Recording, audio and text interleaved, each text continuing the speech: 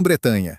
O planador leve DFS-230, que havia se saído bem na tomada do forte belga de Eben-Emael, era pequeno demais. Ele transportava apenas cerca de 1.200 quilos de carga. Para uma invasão real, seria preciso levar pelo Canal da Mancha canhões antiaéreos de 88 milímetros, tratores semi-oruga e até tanques médios. A Junkers e a Messerschmitt receberam um prazo de 14 dias para apresentar projetos. A Junkers entregou o GU-322, apelidado de Mammoth, um planador enorme feito inteiramente de madeira. O único voo de teste foi suficiente para encerrar o projeto. A máquina era instável e praticamente incontrolável. O projeto da Messerschmitt foi outra história. Seus engenheiros criaram um planador com envergadura de mais de 55 metros, fuselagem em treliça de tubos de aço e asas de madeira revestidas de tecido. A parte dianteira da fuselagem abria como uma grande porta de carga, permitindo embarcar equipamentos que não caberiam por entradas laterais. Esse planador recebeu a designação ME-321. Mas o ME-321 era um problema desde o início. Para decolá-lo com carga máxima, os alemães usavam 3 caças bimotor Bf-110 puxando-o simultaneamente. E ainda assim eram necessários foguetes auxiliares presos sob as asas. O esquema era perigosamente instável. Durante um dos voos, a formação inteira, 3 aviões de reboque e o planador, foi destruída em uma colisão, num dos maiores acidentes aéreos da história até aquele momento. Ficou claro que um planador daquele tamanho era um beco sem saída. A Alemanha precisava de um avião capaz de voar sozinho. A decisão de motorizar o ME-321 foi tomada no início de 1941. A Operação Leão Marinho havia sido cancelada, mas a necessidade de transporte pesado não havia desaparecido. A Alemanha lutava em 2 frentes e precisava deslocar equipamentos, munição e tropas por distâncias enormes.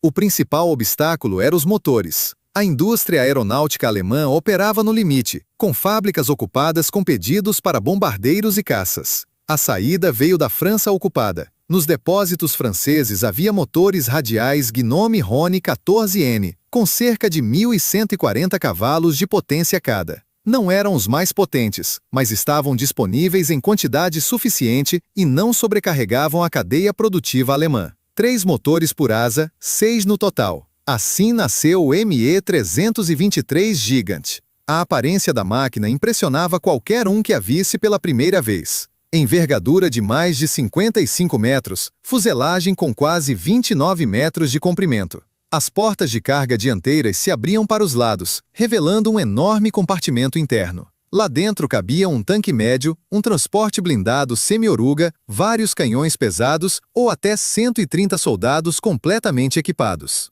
Com carga máxima de 12 toneladas, o avião ainda precisava de foguetes auxiliares para decolar em pistas curtas. A velocidade máxima era de cerca de 280 km por hora. A velocidade de cruzeiro, cerca de 220. Para comparação, um caça britânico Spitfire chegava a mais de 590 km por hora. Qualquer piloto inimigo podia atacar o gigante com tranquilidade, escolher o ângulo que quisesse e se afastar antes que os artilheiros de bordo conseguissem mirar. As asas de madeira revestidas de tecido pegavam fogo com facilidade. Bastava neutralizar 2 ou 3 motores de um lado para a máquina perder o controle. Os pilotos alemães sabiam disso. Cada missão no ME-323 era uma roleta russa. No outono de 1942, a situação das forças alemãs e italianas no norte da África era desesperadora. O corpo africano do marechal de campo Erwin Rommel precisava urgentemente de reforços, munição e combustível. O abastecimento marítimo havia se tornado cada vez mais arriscado. Malta, colônia britânica no Mediterrâneo, servia de base para caças e torpedeiros que interceptavam os comboios do eixo regularmente. Os navios alemães e italianos afundavam às dezenas. Foi então que o comando da Luftwaffe decidiu usar os ME-323 para transportar suprimentos por via aérea, da Sicília até a Tunísia, algumas centenas de quilômetros sobre o mar aberto. Os primeiros gigantes chegaram ao teatro mediterrâneo em setembro de 1942.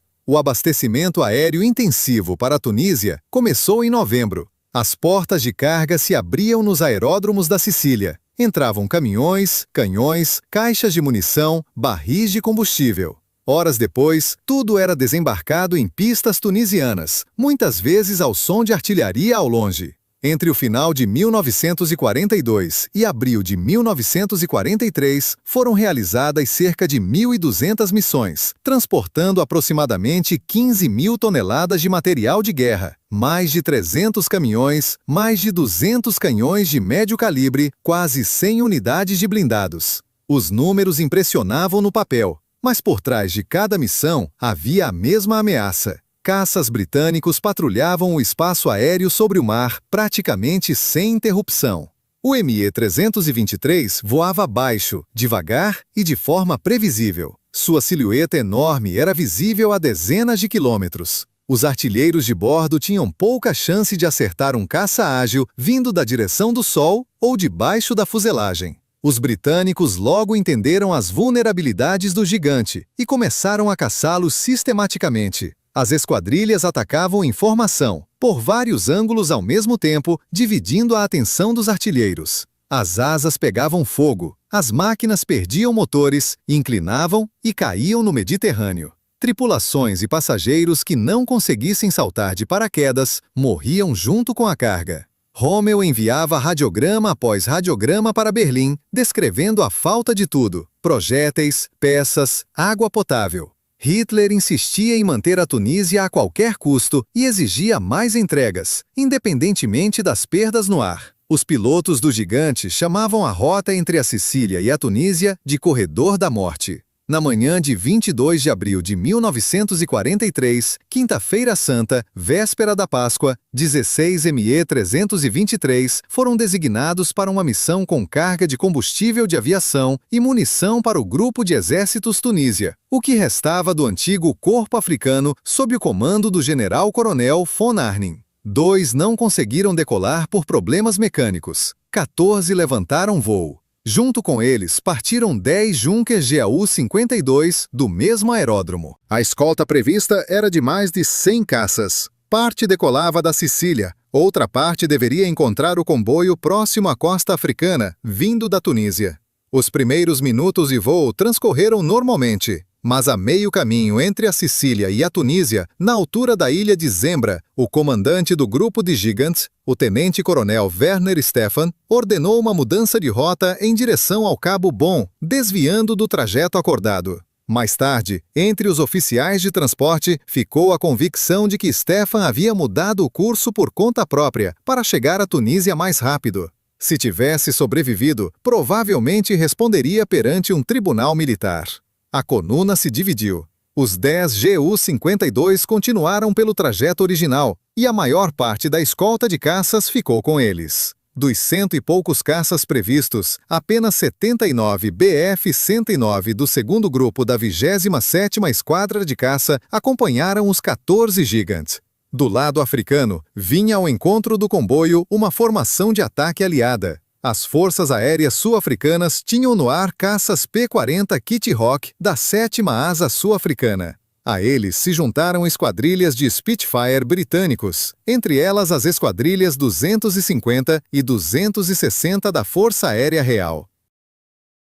O choque aconteceu sobre o Golfo da Tunísia. Foi curto e brutal. Os Kitty Hawk atacaram os Gigant pelo alto e pelos flancos. O punhado de Bf-109 alemães tentou interceptar, mas eram catastroficamente poucos. Os Spitfire prenderam a escolta alemã em combate, enquanto os Kitty Hawk tinham acesso quase livre aos Me-323 desprotegidos. Os barris de combustível de aviação dentro do Gigant transformavam cada avião em uma bomba voadora. Uma única rajada incendiária atravessando a fuselagem era suficiente para iniciar um incêndio impossível de controlar. As máquinas em chamas caíam uma após a outra no Golfo, deixando colunas de fumaça preta e manchas de gasolina ardendo na superfície da água. Alguns Gigantes tentaram virar e fugir em direção à Sicília, mas os aviões lentos não conseguiam escapar da perseguição. O piloto-tenente Edwards, da Esquadrilha 260 da Força Aérea Real, chegou ao local quase no fim do combate e encontrou o último ME-323 ainda voando, tentando alcançar a costa africana. Ele atacou e derrubou a enorme máquina no mar. Dos 14 gigantes que haviam partido naquela manhã, nenhum chegou ao destino. Dos 138 homens a bordo, apenas 19 sobreviveram. O tenente-coronel Stefan morreu com sua máquina. Os 10 GU-52, cujo comandante não havia mudado de rota, chegaram à Tunísia sem uma única perda. Após o massacre da Quinta-feira Santa, Hermann Göring ordenou a suspensão de todos os voos de transporte para a Tunísia. Mesmo quando as missões foram retomadas, em menor escala e apenas à noite, era tarde demais. Em maio de 1943, o norte da África estava perdido para as potências do eixo. Cerca de 250 mil soldados alemães e italianos foram para o cativeiro. Tudo o que os gigantes haviam transportado com tanto risco caiu nas mãos do inimigo ou virou sucata no deserto. Os ME-323 restantes foram transferidos para a frente oriental, onde a Luftwaffe enfrentava a mesma necessidade urgente de transporte pesado. Mas lá os esperavam os mesmos problemas.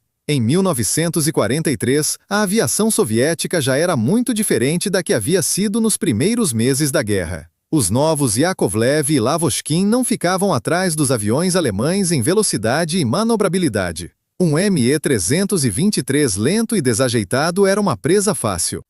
A produção do gigante foi encerrada em abril de 1944, após a entrega de 198 unidades. As fábricas da Messerschmitt foram totalmente redirecionadas para a produção de caças. Ao fim da guerra na Europa, em maio de 1945, não havia sobrado nenhum ME-323. Cada máquina havia sido abatida, destruída no solo, abandonada ou desmontada para a sucata. Nenhum exército vitorioso capturou um exemplar inteiro como troféu. No Museu de Aviação Alemão, existe apenas um fragmento de longarina de asa, um pedaço de metal informe que não transmite a menor ideia do tamanho da máquina que um dia voou.